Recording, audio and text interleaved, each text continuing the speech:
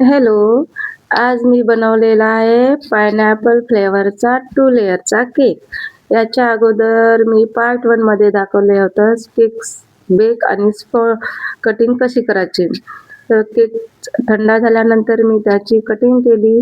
त्यानंतर पार्ट 2 मध्ये मी दाखवलेलं होतं की केकची आयसिंग फर्स्ट कोटिंग कशी करायची ते दाखवलं होतं. फर्स्ट कोटिंगमध्ये मी पायनॅपल फ्लेवरच्या क्रशचा वापर करून ती आयसिंग करून घेतली आणि फर्स्ट कोटिंग झाल्यानंतर मी त्याला फ्रीजमध्ये ठेवला.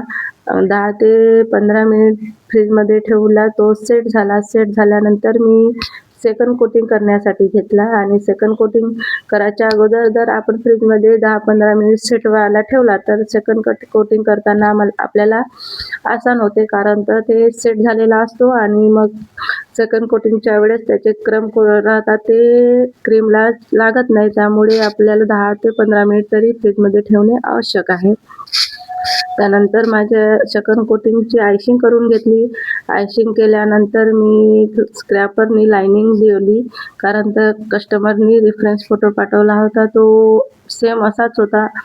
त्यामुळे मी सेम बनवण्याची कोशिश केली.